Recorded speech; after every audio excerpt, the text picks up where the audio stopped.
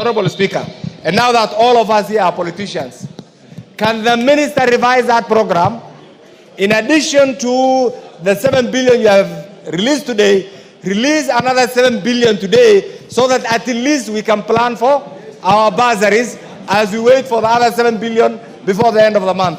Thank you, Mr. Speaker. Honorable members, let's have the minister respond to those first. Thank you, Mr. Speaker. I want to try as much as possible to run over the questions very fast without losing the impact of it. Now, using the question from Honorable Wamboka, thank you, Honorable Wamboka. First, I want to confirm that I'm not using Speaker as a shield.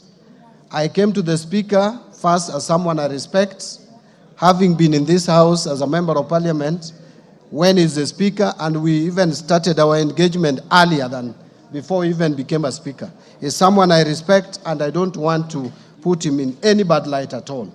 I don't want to demean the seat of the Speaker. That is why I made the commitment, and I am confirming here that it is my office that made that commitment. In terms of minimum of 21 billion, I hear you, Honorable Wamboka, but again, I want to repeat that there is a lot of pressure on our exchequer. Unless we receive these external finances, and I don't want to commit here with the resources that have not come. Because again, you are the same one who has asked me that why didn't I foresee, why didn't I plan with some of these failures? And therefore now I'm planning by saying that I don't want to commit with money that has not come. The moment I get that money, Honorable Wamboka, there is, through the Speaker, there is no reason why I cannot even do much more than you have not asked for.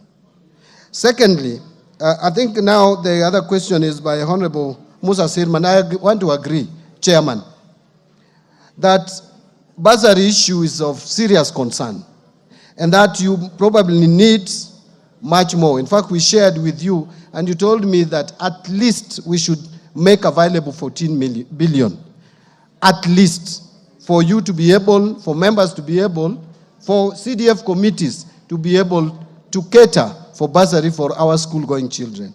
Let me say this. I want to persuade members to allow me, not for next week, because next week I know the kind of commitments we have, but the following week, latest by 29th, that we make another disbursement of 7 billion. And I want to tie that to respond to Honorable Kainan on the question that you raised, whether the mandarins would mislead me. The advantage you have is that the CS at the National Treasury is an accountant and is an auditor. And therefore, I cannot be misled. It's not possible. What I have brought to you is not a letter. This is a transfer. This is an IFMIS spreadsheet that has been given to me. I did not want to come and give you a letter. I wanted to table before this House evidence that we have made the transfer. And we will make another transfer. What you can do, honorable members, you can tell your committees to go ahead and vet the students if you have not vetted them. Even make provision. You know how 14 billion can be split. There is already 7 billion. The other 7 billion, I will make sure that we try as much as we can to release it by 29. But next week will be too much pressure on our part.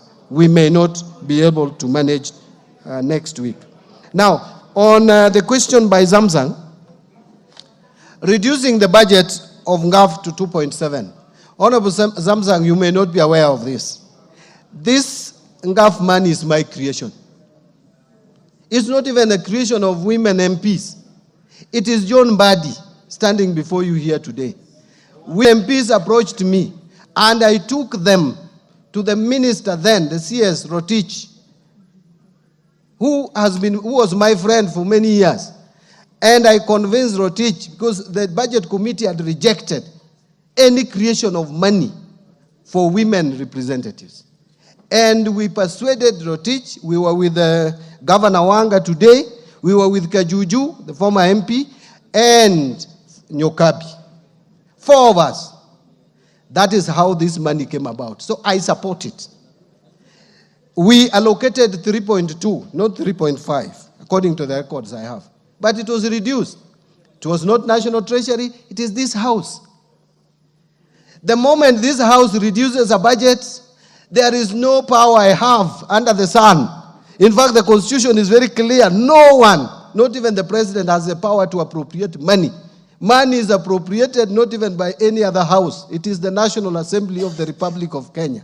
Kindly talk to your friends, beginning with those who sit in the Budget Committee, to protect any money that is allocated to NGAF, so that you don't have this. This money is very little. So if your colleagues here, through Honorable Atandi, who is now the new chair, can protect that money, I will disburse. Mine is to bring proposals, budget estimates, you approve. Once it is approved and appropriated, then the other job I have is to disburse. I think I have already addressed the question that Honorable Kangogo Bowen asked about releasing the money by next week. Honorable members, I want to beseech you not to make me commit to something that, again, I will appear before you here and you hold me to. Kindly hold me to my commitment for the last week of April. Honorable Mwango, when will we put money to the account? I think I've again addressed that. Honorable Makelap, breakdown of the money, how it goes to 3 wards, up to 7 wards. That one, the formula is there. And actually, I think you can walk to the chairman of the CDF committee, Honorable Sirma, would be able to share with you. Why not pay all the NGCDF money by the first quarter? In fact, it is a very thought-provoking idea, which I've already thought about.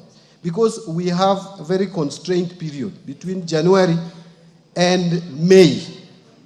That period is usually very bad in terms of exchequer releases. I am thinking of trying to do as much as we possibly can between July and October. And that we will do in the next financial year. How I wish the pressure that is being applied to me today was applied in the last financial year. Because the pressure was not applied, carryover of 13 billion came to me. Now, if you added that 13 to what I've disbursed, Mr. Speaker, of 21, we would be at 44 billion. We would be almost nearing 70% of the NGCDF. And all that, the money that was supposed to be disbursed in the last financial year, I have disbursed it now. I'm not getting any credit for it. But let's put pressure on me so that the next financial year we don't have the same story. Honorable Osero, 21 billion, I think, is a repetition. Honorable Mase, you have asked about external finances. Yes, it is true that now it is coming out clear that we are unlocking the external finances. There were some conditions precedent which we have met. But again, I want to I want to hesitate from making a commitment with money that has not come. If that money comes, I will do more than I've promised. Because I want to make sure that by end of this financial year, we clear all the allocation, the 68 billion for the CDF. That we can only be able to do if, when we get money, then we make sure that we enhance the allocation. On undertaking of 7 billion by end of next week, again, Honorable Farah Malim, I think I've addressed that. Honorable Kirima, am I aware that there is the only development in the constituencies is through NGCDF? I am a Kenyan. I work in these villages. I know what is happening. But we also hope that counties use their monies prudently. Because actually that was a sense of devolution. And we cannot go back on devolution. It is there in the Constitution. We gave it to ourselves. I don't want to use such strong words, but I want to say better prudent use of government resources. Instead of getting a lot of cash touched in people's houses, how I wish that we could see better roads, more water provision, health facilities in most of our villages, because that is what Kenyans called for. On the issue of plan of releasing GAF, you know now we don't have a plan for 2024-25 because we have zero balance. Yes. So I wouldn't have a plan to release zero balance. But going forward, the money is not so much. At least you should be guaranteed that if it remains at that level of about 3 billion or so, we will be releasing it in 2 tranches, so that we don't again spread it too thin. We can't have monthly disbursement for 3 billion. Honestly, it would not make sense. On the issue of sanitary pads, I think this is a policy decision that women representatives can discuss with the line ministry and come to some solution. It is not hard. You can just invite the cabinet secretary, the principal secretary, and you agree. I don't even know and understand why there should be issues around this.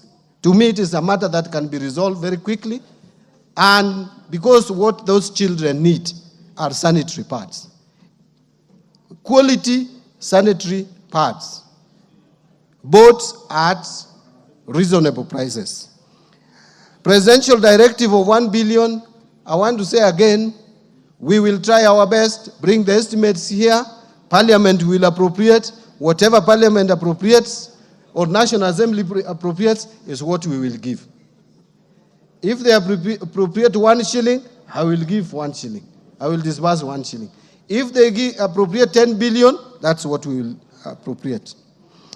Again, the MP for Laikipia,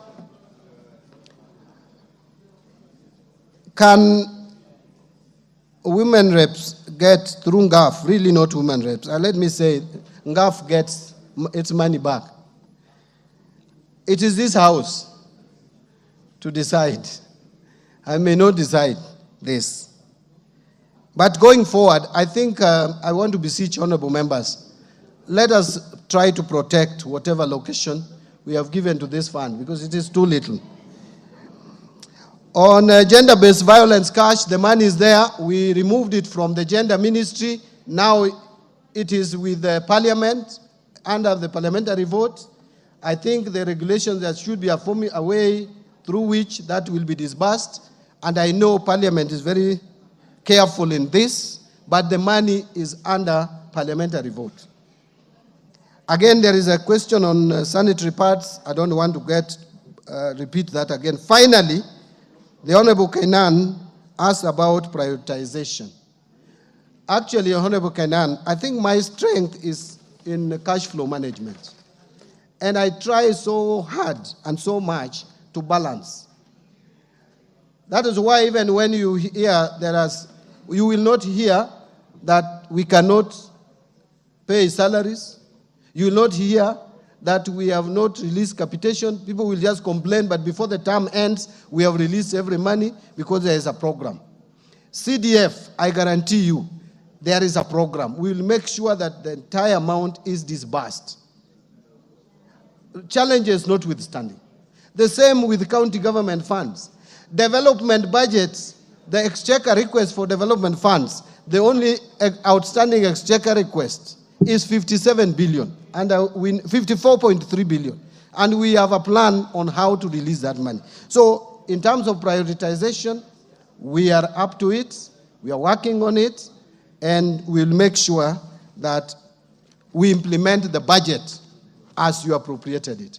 Thank you very much, Mr. Speaker.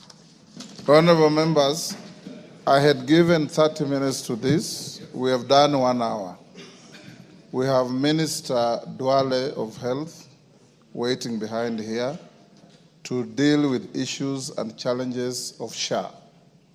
And we have many questions lined up. I want to encourage you, as honorable members, that the minister has responded to our call. He has spoken to us candidly.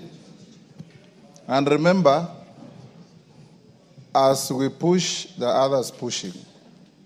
As your Speaker, I'll ensure that through our administration in Parliament, Minister, every single word you have said to the House will be fulfilled.